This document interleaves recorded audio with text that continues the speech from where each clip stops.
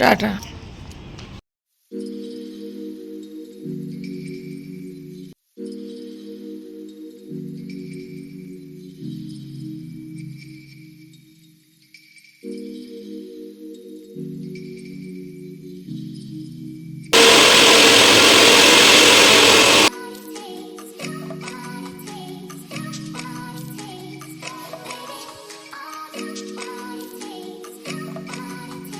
Comments দেখলাম, তার মধ্যে একজন মহুয়া বিশ্বাস 2100 ইনি বলছে, আপনার সাজগোজ দেখে বুঝতে পারা যায় না যে আপনি এত কষ্টে থাকেন, আর আপনার স্বামীকে দেখলে যথেষ্ট অসুস্থ মনে হয়, সারাক্ষণ ওনার বদনাম করেন কেন?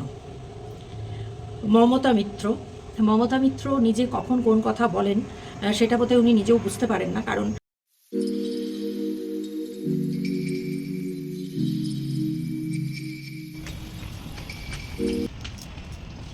টাটা, বারান্দা যাচ্ছি। বারান্দায় এলাম বন্ধুরা, মেয়ে বেরোলো, তাই মেয়েকে উপর থেকে দেখবো বলে ক্যাব চলে এসছে। তো সেই জন্য ও ক্যাব উঠছে, আমি ক্যামেরাটা হাত থেকে পড়ে যাবে ভয়ে নিজে দেখলাম, কিন্তু নিচেরটা আর তুললাম না, এই বারান্দাটাই শুধু দেখালাম তোমাদের। শুভ সকাল বন্ধুরা, কেমন আছো সবাই? আশা করি সবাই সুস্থ আছো, ভালো আছো, আর যে যেখানে আছো ঈশ্বরের কৃপায় নিরাপদে আছো, মঙ্গলে আছো। আজকে হচ্ছে 24শে জানুয়ারি আর শুক্রবার, আর এখন বাজলো ঠিক 10টা 27। আমি এখন চা নিয়ে এলাম, মেয়ে রওনা হয়ে গেল, তারপর আমি ফ্রেশ ট্রেশ হলাম, তারপরে টুকটাক আরও কাজকর্ম ছিল, জামা কাপড় রোদে মেলে দিয়েছিলাম যেহেতু কালকে শুকায়নি, সেই সবগুলো তুলে নিয়ে এলাম, তারপরে চাটা নিয়ে বসলাম। চাটা খাবো, খেয়ে তারপরে কাজে কর্মে লাগবো। কালকে মেয়ে রাতে আনিয়ে নিয়েছে ব্লিঙ্কিট থেকে চিংড়ি মাছ 2 প্যাকেট। ও ভীষণ ভালোবাসে চিংড়ি মাছ, তোমরা যারা আমার পরিবারের পুরনো সদস্য তারা জানো, মেয়ে খুব ভালোবাসে চিংড়ি মাছ আর চিংড়ি মাছের মালাইকারি খেতে। তো যখন ও বাড়ি যায় তখন তো ওর জন্য হয়, ওখানে তো বড় বড় চিংড়ি, এখানে তো ছোট সাইজের প্যাকেটজাত যেগুলো, কিন্তু তবু চিংড়ি মাছটা খাবে বলেই নিয়েছে। আর ও বাড়িতে না থাকলে আমি কখনোই চিংড়ি মাছ আনি না, চিংড়ি মাছ খাইও না, তার কারণ স্বাভাবিক, কোনো মাই পারে না। তো যাই হোক, তো এই চাটা খেয়ে নিয়ে কাজকর্মগুলো সারবো, রান্নাগুলো সারবো, তারপর ঝাড় দিয়ে ঘর মুছে তার আগে মিস্টার চ্যাটার্জিকে খেতে টেতে দেবো, সব সারবো। চলো কাজ সারি। চা পর্ব শেষ করে চলে এলাম রান্নাঘরে বন্ধুরা। এইবার এই হাঁড়ি কড়াই আর চায়ের বাসন যা যা রয়েছে সব মাঝামাঝি করে নেব, তারপরে একটু কাটাকুটি। আজকে যদিও চিংড়ি মাছের মালাইকারি বলে বেশি কিছু কাটাকুটির ব্যাপার নেই, শুধু একটু পেঁয়াজ কাটবো, তাছাড়া অন্যান্য মশলা তো সবই মিক্সিতে করে নেব। তো সেই কারণে খুব একটা সময় লাগবে না, ঝটপটি হয়ে যাবে। এগুলো সারা হলে তারপরে অন্য কাজ। বন্ধুরা এই দেখো, চিংড়ি মাছ কালকা আনা হয়েছে, এই 2 প্যাকেট গোদরেজের। এই চিংড়ি মালাইকারি রান্না করব।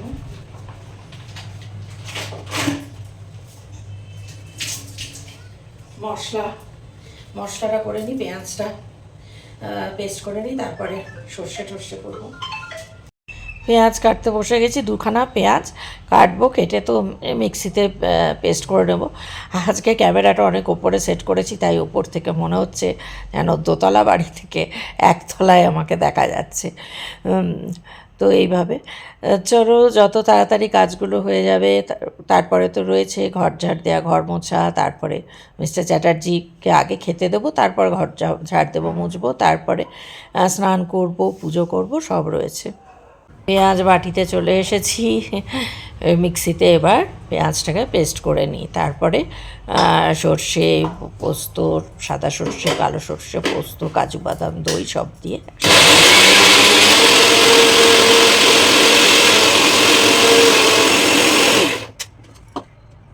চিংড়ি মাছ ধোয়া হয়ে গেছে ভালো করে। এবার এখানে নুন, হলুদ আর কাশ্মীরি লঙ্কা গুঁড়ো দিয়ে এটাকে মাখিয়ে নেব। একটুখানি সর্ষের তেলও দেবো সামান্য মাখানোর সময়। আর কড়াইতে তো সর্ষের তেল দিয়ে দিলাম।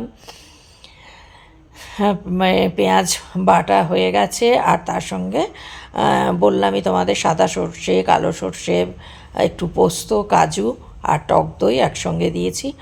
আর যেহেতু নারকেল নেই তাই জন্য রেডিমেড নারকেল পাউডার যেটা পাওয়া যায় সেইটাই গুলে নেব। মাছগুলো হালকা করে ভেজে নিই। মাছের সাইজ তো খুবই ছোট, জানোই এখানে প্যাকেটজাত, যেহেতু আমাদের ওখানকার মতো তো অত বড় বড় থাকে না। আর একটা জিনিস ভালো এখানে, যে পুরো ক্লিন করে দেয় ওরা সমস্তটা, মানে এত পরিষ্কার করে দেয় যে আলাদা করে আর ক্লিন করবার দরকার হয় না, শুধু ভালো করে ধুয়ে নিতে হবে, তাছাড়া আর কিছু না। তো যেখানে একটু পড়লো সেই মুছে নিলাম। সবটাই মোছা, বারবারই মুছি। আর মানে এখন আমি মুছছি, তা নাহলে মেয়েও করে, এবং মেয়ে অফিস থেকে ফিরেও বললাম যে মানে বাসন টাসন যা থাকে খেয়ে রাত্রিবেলায় মাঝে, মানে ও টিপটপ রেখেছে, খুব পরিষ্কার পরিচ্ছন্ন করে রেখেছে, নিজের মনের মতন ঘর হলে যা হয়। এবার এই একটুখানি গরম মশলা দিয়ে দিচ্ছি ফোড়নে, ছোটো এলাচ, লবঙ্গ, দারচিনি, একটু জয়িত্রী দিয়ে দিলাম, আর পেঁয়াজ বাটাটা দিয়ে দিলাম। একটুখানি মিষ্টি, এখানে মিষ্টিটা কম হবে, তার কারণ যেহেতু ডায়াবেটিক সুগারটা ইউজ করছি, এটা অনলাইন থেকে আনা, সেহেতু এমনি মিষ্টি দিলে, এমনি চিনি দিলে যে মানে স্বাদটা হবে তার থেকে অনেকটা কম হয়। তার জন্য আরেকটু হয়তো টেস্ট করে যদি মনে হয় যে না ঠিক ব্যালেন্সটা হলো না, তখন আরেকটু হয়তো পরে দিতে হতে পারে। তো নুনের হাত তো আমার বরাবরই কম, নুন কমই দিই প্রেশারের কারণে, জানোই। ও অবশ্য আমার তো কিছু নেই। এটা কাঁচা লঙ্কা পেস্ট করে বাড়ি থেকেই এনেছিলাম। হ্যাঁ, যেটা বলছিলাম, আমার কিছু নেই। আমার সুগার, প্রেশার, কোলেস্টেরল, থাইরয়েড, শ্বাসকষ্ট, লিভার, কোলন, হার্নিয়া, 6টা ওটি, কিচ্ছু নেই, কিচ্ছু নেই। আমি একদম ফিট অ্যান্ড ফাইন। আমি একজন অত্যন্ত খারাপ ধরনের মহিলা। কেন খারাপ মহিলা সেটা আমারকে যারা ভালোবাসো সেই বন্ধুদের কাছে আমি বলবো, রিভিল করব আমি কতটা খারাপ মহিলা, আমি হাজব্যান্ডকে কতটা টর্চার করি, সব জানবে। এই দেখো, এই নারকেলের গুঁড়ো পাউডারটা গরম জলে গুলে নিলাম, এই নারকেলের দুধ হয়ে গেল। বললাম না মিষ্টি একটু কম স্বাদ লাগছে বলে আর একটুখানি দিলাম। তো এবার হয়ে গেল, চিংড়ি মাছটাও দিয়ে দিয়েছি, এবার নারকেলের দুধটাও দিয়ে দিলাম, এবার ঢাকা দিয়ে দেবো। বন্ধুরা, কয়েকটা কথা বলার জন্য এলাম তোমাদের সামনে। হঠাৎই কাজ করছি, কাজের ফাঁকে কিছু কমেন্টস দেখলাম। তার মধ্যে একজন মহুয়া বিশ্বাস 2100, ইনি বলছে আপনার সাজগোজ দেখে বুঝতে পারা যায় না যে আপনি এত কষ্টে থাকেন, আর আপনার স্বামীকে দেখলে যথেষ্ট অসুস্থ মনে হয়, সারাক্ষণ ওনার বদনাম করেন কেন? মমতা মিত্র নিজে কখন কোন কথা বলেন সেটা বোধহয় উনি নিজেও বুঝতে পারেন না। কারণ এক সময় উনি আমারকে বলেন, এখানেও বলেছেন আমি যেন মাইসোরে ঘুরতে যাই, এক সময় বলছেন যেন আমি অনেক মানে সহ্য করেছি বা এই জাতীয় এরকম কথা বলেছেন। আবার এখন বলছেন উনি সর্বদা দাদার কথাই বলেন, নিজের দাদাকে কিছুই কি বলেন না, এক হাতে কি তালি বাজে? আচ্ছা, হলো। এরপরে আর একজন বলেছেন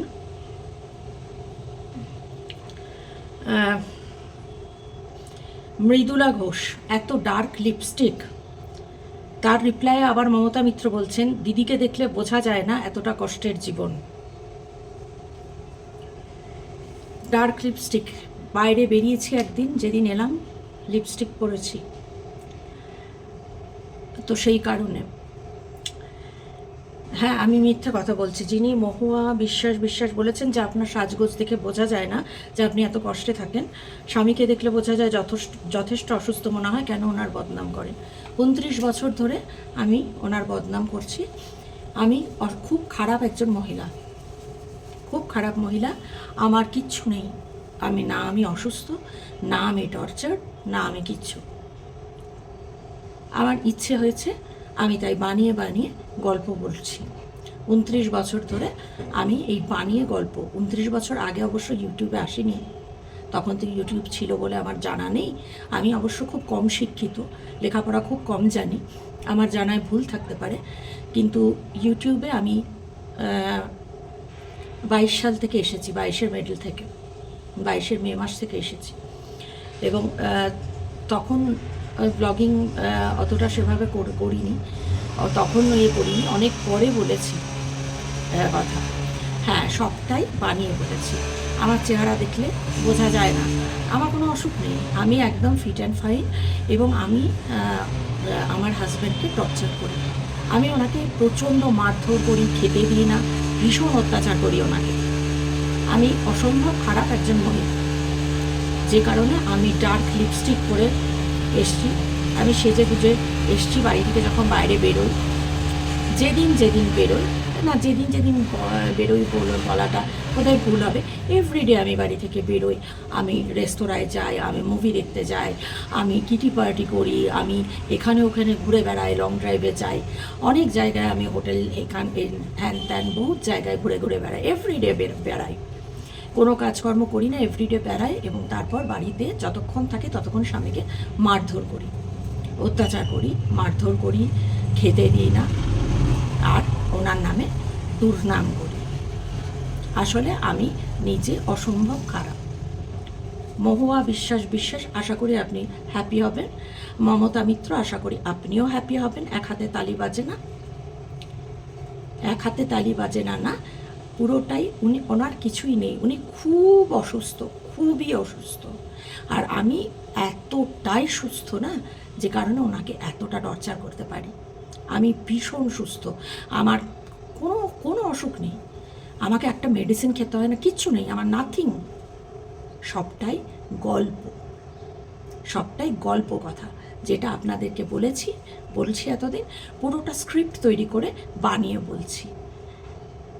কী আশ্চর্য, আমার এই পরিবারে আমাকে ব্যক্তিগতভাবে যারা চেনেন, তারাও আমার এই বানানো গল্পটা শুনছেন, কোনো প্রতিবাদ করছেন না, যে তুমি এইভাবে বানিয়ে বলছো, তুমি রোজ মারো এভাবে হাজব্যান্ডকে, খেতে দাও না, এত অত্যাচার করো, তুমি এত ফুর্তি করে বেড়াও, প্রত্যেক দিন বেড়াও, এত সেজে গুজে বেড়াও, ডার্ক লিপস্টিক পরে ঘুরে ঘুরে বেড়াও প্রত্যেক দিন, তারপরেও তুমি এখানে এসে বানিয়ে বলছো। আমি অবাক হয়ে যাচ্ছি, তারা কেন এখানে এসে প্রোটেস্ট করছেন না, আমাকে যারা পার্সোনালি চেনেন, যে আমি এত বড় মিথ্যে কথা বলে যাচ্ছি। সব থেকে বড় কথা, আমার সন্তান, সে কেন প্রোটেস্ট করছে না, সে কেন মায়ের সঙ্গেই তার এতটা বন্ডিং, কেন বাবার সঙ্গে তার বন্ডিংটা গড়ে উঠতে পারলো না, কেন? মা তো চাকরি করে না, এমন তো না যে মা টাকা পয়সা দিচ্ছে, মা কিছু করছে যে টাকার জন্য। যদিও আমার মেয়ে টাকার লোভী একেবারেই নয়, সেলফ ডিপেন্ডেন্ট, ইন্ডিপেন্ডেন্ট, তার নিজস্বতা রয়েছে, নিজস্ব চিন্তাভাবনা রয়েছে, সে কখনো অন্যের টাকা পয়সা নিয়ে আরামায়েশ করবে, ফুর্তি করবে, এরকম মেন্টালিটি তার নেই। তো তার তো বাবা চাকরি করেন, ভালো স্যালারি পান, তো সে তো বাবার পরেই তো তার থাকার কথা, তাই না? মেয়ে কিছু বলছে না আমাকে, মেয়েও ভালো না একদমই, মা মেয়ে আমরা দুজনেই ভালো। যারা এত কনসার্ন না আমার হাজব্যান্ডের ব্যাপারে,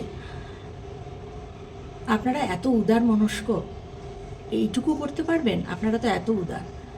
এই অসহায় মানুষটাকে, যাকে আমি প্রতিনিয়ত মারছি, ধরছি, খেতে দিচ্ছি না, নিজে ফুর্তি করে বেড়াচ্ছি, রাখবেন নিয়ে গিয়ে আপনাদের কাছে দাদা হিসেবে, কাকু হিসেবে, ভাই হিসেবে রাখবেন? টাকা খরচ করতে হবে না, টাকা পাঠিয়ে দেব, 1 মাস নয়, 1 সপ্তাহ, প্লিজ একটু রাখবেন। আমি 1 মাসের কথা বলছি না, only 1 week, আমার মনে হয় 1 weekও না, 24 hours, 365 × 29 কতগুলো দিন হয়? আপনারা তো শিক্ষিত, আমি নয়, মূর্খ অশিক্ষিত, আমি লেখাপড়া জানি না, আমি খুব দরিদ্র ঘর থেকে এসেছি, তাই জন্য এসব দেখিয়ে টাকা পয়সা দিচ্ছি। উনি চাকরি করেন, সেই টাকা পয়সা নিয়ে আমি সেজে গুজে ঘুরে বেড়াচ্ছি প্রত্যেক দিন।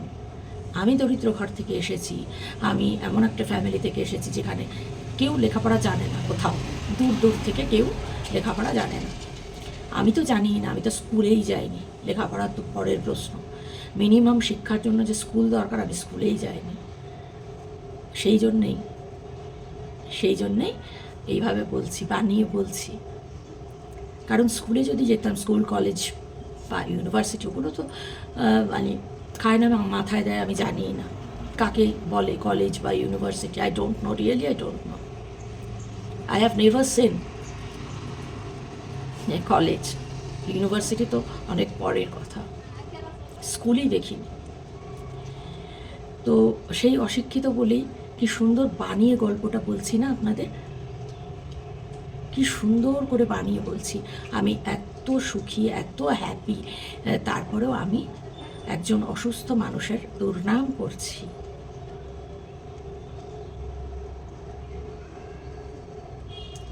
বাইরের কাঁপুনিটা ওনার পার্কিনসন্স হয়েছে, সেটা কি কারণে সেটা ডক্টররাই জানেন।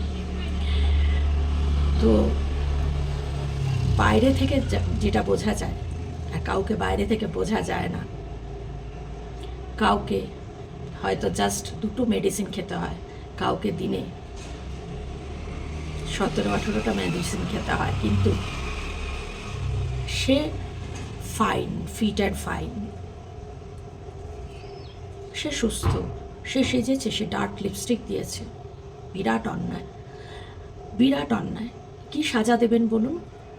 ফাঁসি, আজীবন কারাদণ্ড, কোনটা বলুন?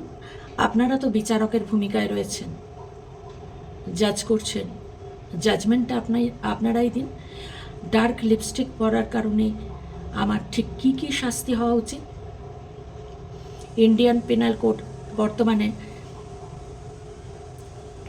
বিএনএস, ভারতীয় ন্যায় সংহিতা, বিএনএসের কোন ধারায় আমাকে অপরাধী সাব্যস্ত করতে পারেন? একটু কাইন্ডলি বলবেন কমেন্ট করে। এবং কি অপরাধ ডার্ক লিপস্টিক পরে একদিন বহরমপুর টু ব্যাঙ্গালোর ট্রাভেল করেছি, একদিন প্রপার ভদ্রভাবে একটু সাজগোজ করে এসছি, সেই কারণে আমার ঠিক কী সাজা হতে পারে? বিএনএসের কোন ধারায় কী সাজা হতে পারে প্লিজ জানাবেন কমেন্ট করে। আর এভরিডে আমি বাড়ি থেকে বেরিয়ে সেজে গুজে ঘুরে বেড়াই, হাজব্যান্ডকে টর্চার করি, মারধর করি, এর জন্য করুন না কেস আমার নামে। মহুয়া বিশ্বাস, মমতা মিত্র প্লাস ব্লা ব্লা ব্লা আরও যারা রয়েছেন, করুন case. I am ready to face everything. করুন প্লিজ। আমার নামটা তো জানেনই, সুদেশনাথ চট্টোপাধ্যায়, বহরমপুর। যে কোনো জায়গায় তো কেস করা যায়। আবার বলছি, আমি কিন্তু অশিক্ষিত, জানি না, তবু আমার ওই অশিক্ষিতর জ্ঞানেই বলছি, আমার ধারণা ভারতবর্ষের যে কোনো জায়গায় কেস করা যায়। করুন না কেস। আমি আমার হাজব্যান্ডকে মারধর করি, খেতে দিই না, টর্চার করি, এবং নিজে ফুর্তি করে ঘুরে বেড়াই, এভরিডে সেজে গুজে থাকি, কোনো কষ্ট নেই, মিথ্যে বানিয়ে বলি। করুন না কেস। এরকম জীবনটা যাপন করে দেখবেন, করবেন? এত সুখের জীবন যাপন করবেন প্লিজ? করুন না। আমার মতো সুখের জীবন দেখে আপনাদের যখন খারাপ লাগছে, ডেফিনেটলি আপনারা খুব কষ্টে আছেন, বুঝতে পারছি। তো please, will you, I am not telling to exchange. I am not telling to exchange my husband. I am only telling to keep him as your elder brother or your uncle or your younger brother. as you wish. Will you take the responsibility and liability of Mr. Chatterjee for only 1 week, not only for 1 month? I am not saying for 1 month. I am asking you, will you take his liability, his responsibility only for 1 week? Don't bother. I will pay the whole amount. পুরো টাকাটাই দিয়ে দেব, 1 সপ্তাহ বা 1 মাসের যে খরচটা হবে। I will bear the whole amount.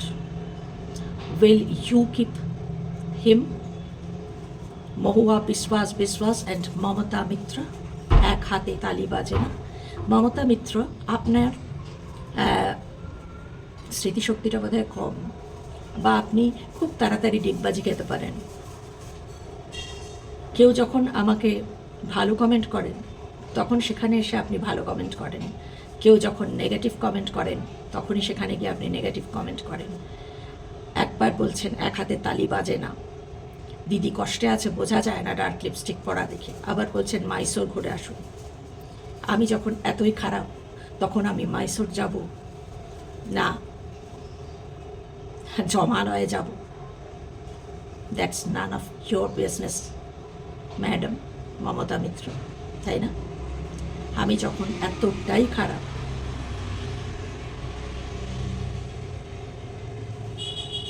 Yes, পুরোটাই গল্প বানিয়ে বলেছি। আমি খুব খারাপ, আমি ভীষণ ভালো আছি, আমার মতন আনন্দের এত সুখের জীবন কারোর হয় না, এবং ঈশ্বর যেন আমার মতন সুখের এবং আনন্দের জীবন কাউকে না দেন, কারণ এতটা সুখ বোধহয় সবার সহ্য হবে না যেটা আমার সহ্য হয়ে গেছে। কাজেই ভগবান এতটা সুখী যেন কাউকে না করেন, অন্তর থেকে চাইব। অ্যান্ড প্লিজ মহুয়া বিশ্বাস and Mamata Mitra, please comment and say your opinion about what which I said you, that please will you take the responsibility of Mr. Chatterjee for only 1 week? Comment করে জানাবেন অবশ্যই, কেমন? আর যদি case করবার হয় বলেই দিলাম, সুদেশনাথ চট্টোপাধ্যায়, বহরমপুর, মুর্শিদাবাদ, কেস করে দেবেন, ঠিক আছে? Happy? I am a witch. I am a witch. Happy knowing this? I am a pathological liar. Yeah, I am a pathological liar. I am a witch. I am lying through all these my blogs, through all 2.5 years. 2 years, not 2.5, most probably 2 years. I am lying. তাহলে lipstick পরার জন্য কি সাজা, সেটার জন্য বিএনএস-এর কোন ধারায় হয় সেটা বলবেন অবশ্যই।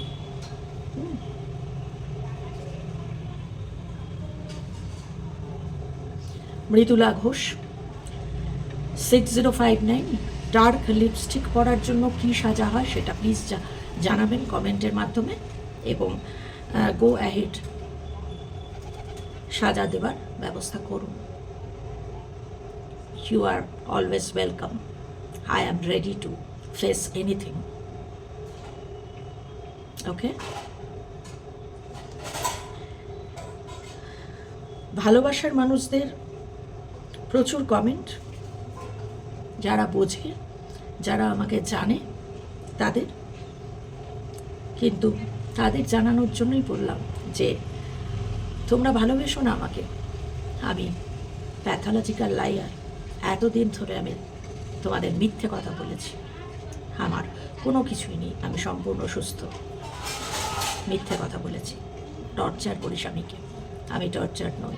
তা না হলে টর্চারের এরকম চিহ্ন থাকে চেহারায়, দেখে মনে হয় না টর্চার্ড হলে তো সে গাল ভাঙা, রুগ্ন, ছেঁড়া শাড়ি, ছেঁড়া জামা কাপড় এরকম করে থাকবে, তাই না? ঠিক আছে বন্ধু। ঠিক আছে বন্ধুরা, আজকের মতো ব্লগটা শেষ করে দিলাম। মুডটা একদম অফ হয়ে গেছে, তো সেই কারণে আর ব্লগটা বাড়ানোর একদমই ইচ্ছে নেই। তো যদি ভালো লাগে তোমরা লাইক দিও, যারা আমায় ভালোবাসো কমেন্ট করো, আর যারা দেখতে পারো না তারাও কমেন্ট করে জানিও যে আমার কতটা শাস্তি পাওনা হওয়া উচিত, তাই না? আর নতুন বন্ধু যারা এখনও আমার চ্যানেলটা সাবস্ক্রাইব করোনি, যদি মনে করো তাহলে চ্যানেলটা সাবস্ক্রাইব করো। তো ঠিক আছে বন্ধুরা, আজকের মতো বিদায় নিচ্ছি। দেখা হচ্ছে নতুন একটা ব্লগের সঙ্গে। ততক্ষণ সবাই খুব খুব ভালো থেকো, সুস্থ থেকো, নিরাপদে থেকো।